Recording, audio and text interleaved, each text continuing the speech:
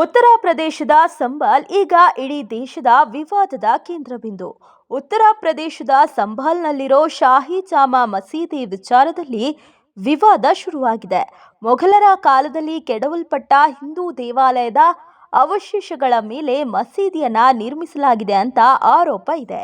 ಈ ಬಗ್ಗೆ ಸಮೀಕ್ಷೆಗೆಂದು ಕೋರ್ಟ್ ಆದೇಶದ ಅನ್ವಯ ಪುರಾತತ್ವ ಇಲಾಖೆ ಅಧಿಕಾರಿಗಳು ಸಮೀಕ್ಷೆಗೆಂದು ಬಂದಿದ್ರು.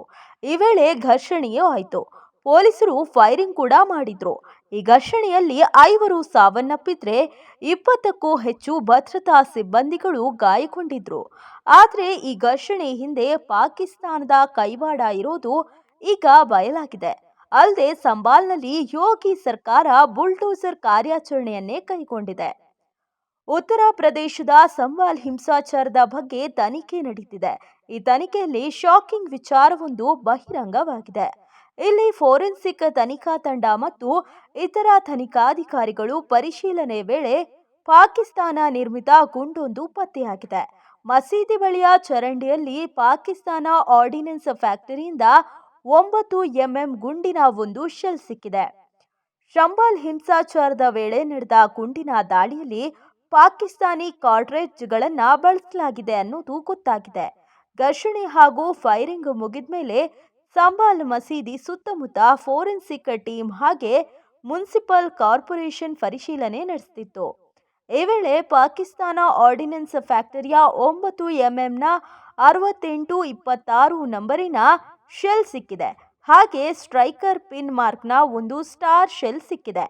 ಹಾಗೆ ಒಂದು ಮೇಡ್ ಇನ್ ಅಮೆರಿಕದ 12 ಎಂಎಂನ ಬೋರ್ ಕಾರ್ಟ್ರಿಜ್ ಕೂಡ ಪತ್ತೆಯಾಗಿದೆ. ಇದರ ಜೊತೆ ಒಟ್ಟು 6 ಗುಂಡಿನ ಒಂದು ಕ್ಯಾಟ್ರಿಜ್ಗಳು ಕೂಡ ಸಿಕ್ಕಿದೆ.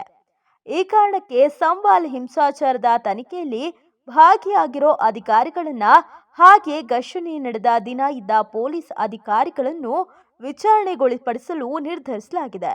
ಪಾಕಿಸ್ತಾನ ನಿರ್ಮಿತ ಶೆಲ್ ಸಿಕ್ಕಿರೋದು ಸಂಚಲನ ಮೂಡಿಸಿದ್ದು ಕೇಂದ್ರ ತನಿಖಾ ಸಂಸ್ಥೆಗಳು ಎಚ್ಚೆತ್ತುಕೊಂಡಿವೆ. ಇನ್ನೊಂದು ಕಡೆ ಸುಮಾರು 1 ತಿಂಗಳಿನಿಂದ ಸಂಬಾಲ್ ಸುತ್ತಮುತ್ತಲಿನ ಪ್ರದೇಶದಲ್ಲಿ ಪ್ರತಿದಿನ ಬುಲ್ಡೋಸರ್ಗಳು ಅಬ್ಬರಿಸುತ್ತಿವೆ. ಚಂದೌಸಿನಲ್ಲಿ ಈ ಕ್ರಮ ಕೈಗೊಳ್ಳಲಾಗ್ತಿದೆ. ಇದರಲ್ಲಿ ಬುಲ್ಡೋಸರ್ ಕ್ರಮದ ಮೂಲಕ ಅಕ್ರಮ ನಿರ್ಮಾಣ ತೆಗೆಯಲಾಗ್ತಿದೆ. ಅಲ್ಲಿನ ಚಂದೌಸಿ ಪಟ್ಟಣದಲ್ಲಿ ಅತಿಕ್ರಮಗಳನ್ನು ಕೆಡವಲಾಗ್ತಿದೆ. ಇಡೀ ಏರಿಯಾದಲ್ಲಿ ಸಾಕಷ್ಟು ಒತ್ತುವರಿ ಆಗಿದೆ. ಈ ಕಾರಣಕ್ಕೆ ಆ ಎಲ್ಲ ಒತ್ತುವರಿಗಳನ್ನು ಉತ್ತರ ಪ್ರದೇಶ ಸರ್ಕಾರ ತೆರವು ಮಾಡ್ತಿದೆ. ಹಿಂಸಾಚಾರ ನಡೆದ ಪ್ರದೇಶದಲ್ಲೇ ಒತ್ತುವರಿ ತೆರವು ಮಾಡ್ತಿರೋದ್ರಿಂದ ಮತ್ತೆ ಬಿಗಿ ಭದ್ರತೆ ಕೈಗೊಳ್ಳಲಾಗಿದೆ. ಒಂದ್ ಕಡೆ ಸಂಬಾಲ್ನಲ್ಲಿ ನಡೆದ ಹಿಂಸಾಚಾರ ರಾಜಕೀಯಕ್ಕೆ ಕಾರಣವಾಗಿದೆ. ಈ ಹಿಂಸಾಚಾರ ಬಗ್ಗೆ ಚರ್ಚೆಗೆ ಲೋಕಸಭೆಯಲ್ಲೂ ಭಾರೀ ಗದ್ದಲ ನಡೆದಿದೆ.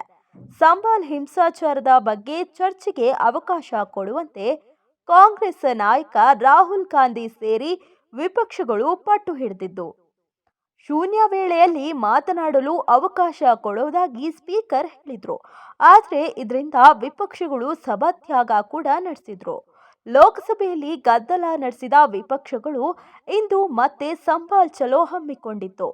ಸಂಬಾಲ್ನಲ್ಲಿ ಹಿಂಸಾಚಾರ ಪೀಡಿತ ಪ್ರದೇಶಕ್ಕೆ ಹೋಗೋಕೆ ರಾಹುಲ್ ಗಾಂಧಿ ಹಾಗೆ ಪ್ರಿಯಾಂಕಾ ಗಾಂಧಿ ಮುಂದಾಗಿದ್ರು.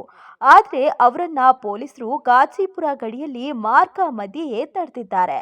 ಉತ್ತರ ಪ್ರದೇಶದ ಸಂಬಾಲ್ನ ಹಿಂಸಾಚಾರ ಪೀಡಿತ ಪ್ರದೇಶದ ಭೇಟಿಗಾಗಿ ತೆರಳಿದ್ದ ರಾಹುಲ್ ಗಾಂಧಿ ಬಹಳ ಹೊತ್ತು ಮುಂದೆ ಹೋಗಲೇಬೇಕು ಅಂತ ಹಠ ಹಿಡಿದಿದ್ರು. ನಂತರ ರಾಹುಲ್ ಗಾಂಧಿ ಬೆಂಗಾವಲು ಪಡೆ ಕೂಡ ಮುಂದೆ ಹೋಗಲು ಪ್ರಯತ್ನಿಸಿತು. ಆದರೆ ಪೊಲೀಸರು ಇಡೀ ರಸ್ತೆಯನ್ನ ಬ್ಯಾರಿಕೇಡ್ ಹಾಕಿ ಮುಚ್ಚಿದ್ರು. ರಾಹುಲ್ ಗಾಂಧಿ ಅವರು ಹಿರಿಯ ಪೊಲೀಸ್ ಅಧಿಕಾರಿಗಳ ಜೊತೆ ಬಹಳ ಹೊತ್ತು ವಾಗ್ವಾದ ನಡೆಸಿದ್ರು.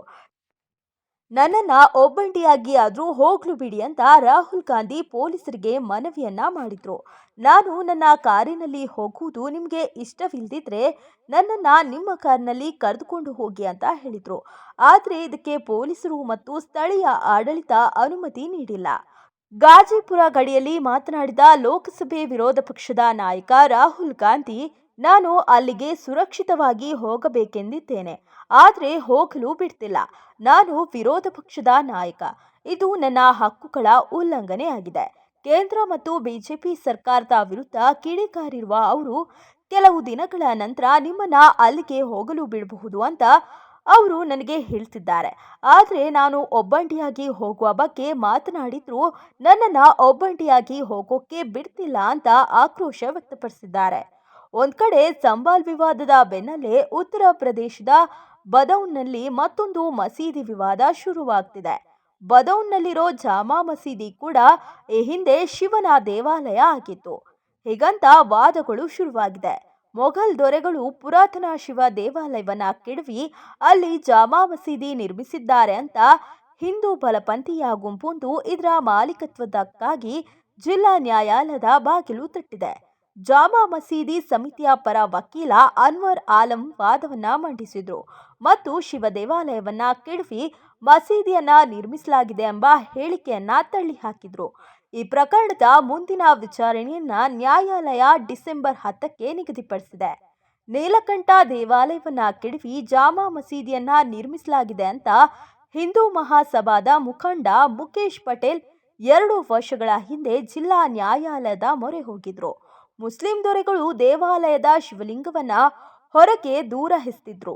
ಸಮೀಪದಲ್ಲಿರುವ ಇನ್ನೊಂದು ದೇವಸ್ಥಾನದಲ್ಲಿ ಈ ಶಿವಲಿಂಗವನ್ನ ಸ್ಥಾಪಿಸಲಾಯಿತು ಅಂತ ಪಟೇಲ್ ಅರ್ಜಿಯಲ್ಲಿ ಹೇಳಿದ್ದಾರೆ.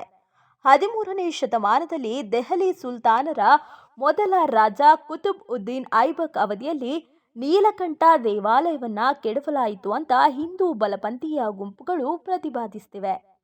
ಈ ಜಾಮಾ ಮಸೀದಿಯು 850 ವರ್ಷಗಳಷ್ಟು ಹಳೆಯದಾಗಿದೆ ಮತ್ತು ಅಲ್ಲಿ ಯಾವುದೇ ದೇವಾಲಯ ಅಸ್ತಿತ್ವದಲ್ಲಿರಲಿಲ್ಲ ಅಂತ ಮಸೀದಿ ಸಮಿತಿಯ ಪರ ವಕೀಲರು ವಾದಿಸುತ್ತಾರೆ. 1223ರಲ್ಲಿ ಗುಲಾಬ್ ರಾಜವಂಶದ ಸುಲ್ತಾನ್ ಶಮ್ಸ್ ಉದ್ ದಿನ್ ಅಲ್ತಮಷ್ ಈ ಮಸೀದಿಯನ್ನ ನಿರ್ಮಿಸಿದ ಅಂತ ಕೋರ್ಟ್ನಲ್ಲಿ ವಾದಿಸಿದ್ದಾರೆ. ಸದ್ಯ ದೇಶದಲ್ಲಿ ಒಂದಲ್ಲೊಂದು ಧಾರ್ಮಿಕ ವಿವಾದ ಮತ್ತೆ ಉಲ್ಬಣಿಸುತ್ತಿದೆ.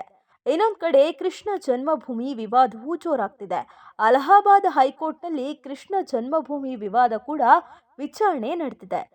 ಕೃಷ್ಣ ಜನ್ಮಭೂಮಿ ಶಾಹಿ ಈದ್ಗಾ ಪ್ರಕರಣಕ್ಕೆ ಸಂಬಂಧಿಸಿದಂತೆ ನ್ಯಾಯಾಲಯದ ವಿಚಾರಣೆಗಳನ್ನು ವರದಿ ಮಾಡುವಾಗ ಎಚ್ಚರಿಕೆ ವಹಿಸುವಂತೆ ಅಲಹಾಬಾದ್ ಹೈಕೋರ್ಟ್ ಮಾಧ್ಯಮಗಳಿಗೆ ಕಿವಿಮಾತು ಹೇಳಿದೆ. ಪ್ರಕರಣದ ಆದೇಶ ಅಥವಾ ವಿಚಾರಣಾ ಪ್ರಕ್ರಿಯೆಯನ್ನ ಬೇಜವಾಬ್ದಾರಿ ಅಥವಾ ಸುಳ್ಳೆ ವರದಿ ಮಾಡುವುದು ಮೇಲ್ನೋಟಕ್ಕೆ ನ್ಯಾಯಾಂಗ ನಿಂದನೆ ಆಗಬಹುದು ಅಂತ ನ್ಯಾಯಮೂರ್ತಿ ರಾಮ್ ಮನೋಹರ್ ನಾರಾಯಣ್ ಮಿಶ್ರಾ ಅವರಿದ್ದ ಏಕಸದಸ್ಯ ಪೀಠ ತಿಳಿಸಿದೆ.